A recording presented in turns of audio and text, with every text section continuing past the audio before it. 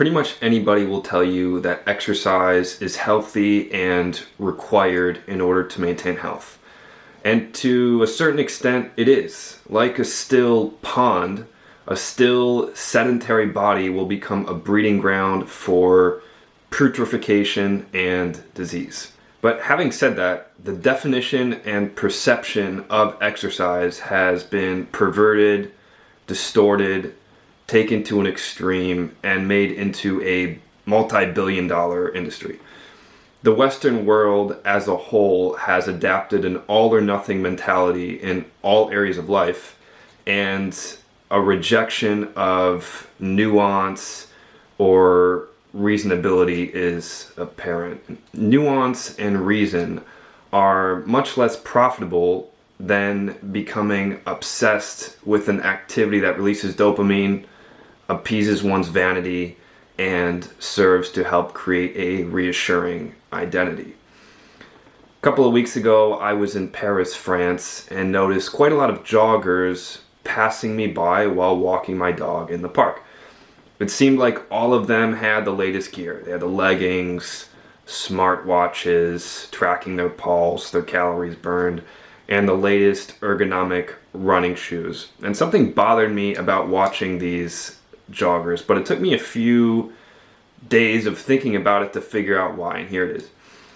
We live in a world of excess. With excess comes waste. Jogging and all other forms of exercise for the sake of exercising represent wasted energy, or energy that was not delegated towards the construction of something lasting or meaningful. A little over a century ago, if you would have been running through the parks or the streets of Paris, others would have thought you were either being pursued by the police or were late for an important rendezvous. Although there were bicycles, they were used to get from point A to point B, not to ride around in circles and hold up traffic. Energy was mostly expended deliberately and with purpose. I'd like to share an excerpt on exercise from my ebook explaining how to overcome a debilitating autoimmune disease. Having large muscles and low body fat does not mean that you are healthy.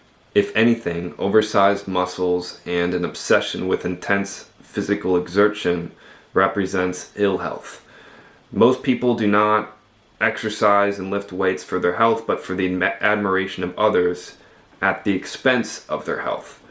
They are placing unneeded stress on the central nervous system, joints, and immune system on an unnaturally frequent basis. Exercise fanatics often use exercise as a means of distraction from a largely unsatisfying life because it's an easy way to cultivate pride and release endorphins. The countless hours spent in a gym could have been spent with family, on self-education, helping others in a meaningful way, or in the great outdoors. No matter what you do, your body will inevitably deteriorate and die, so it'd be wiser to focus on things that live on after you're gone and create memories with the people you love. During my weightlifting career, I failed to make the connection between heavy weightlifting and the worsening of my autoimmune disease. I was in a state of denial. Deep down, I knew that I needed some sort of therapy, but the creatine-infused muscles told me otherwise. Hard exercise is not as conducive to good health as most people think. It creates lactic acid in the tissues and carbon monoxide in the bloodstream as metabolic byproducts of intense exercise. Intense exercise also keeps the autonomic nervous system in the fight or flight mode, which stifles the body's innate healing mechanisms.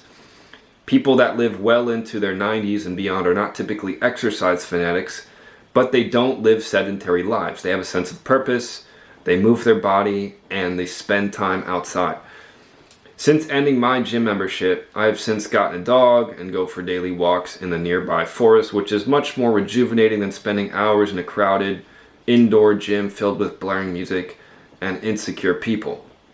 Having an aesthetically pleasing physique has much more to do with having balanced hormones, a healthy body fat percentage, sufficient sun exposure, and spending the majority of your time in environments conducive to good health, which is anywhere in nature, rather than participating in intense exercise. After doing away with intense exercise, ironically, I feel much healthier, both physically and emotionally. I'm no longer obsessed with my body and simply perceive it as a vessel to fulfill my life's purpose.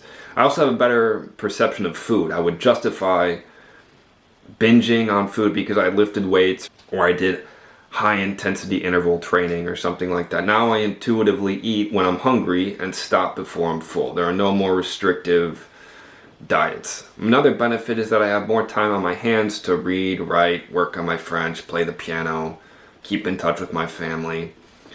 And although running, cycling, weightlifting, and yoga can be meditative and mentally therapeutic, there are other ways to achieve this flow-like state without compromising other aspects of your health or emotional well-being.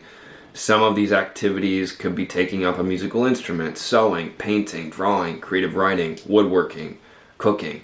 But above all, the most underrated and best physical activity out there is undoubtedly walking.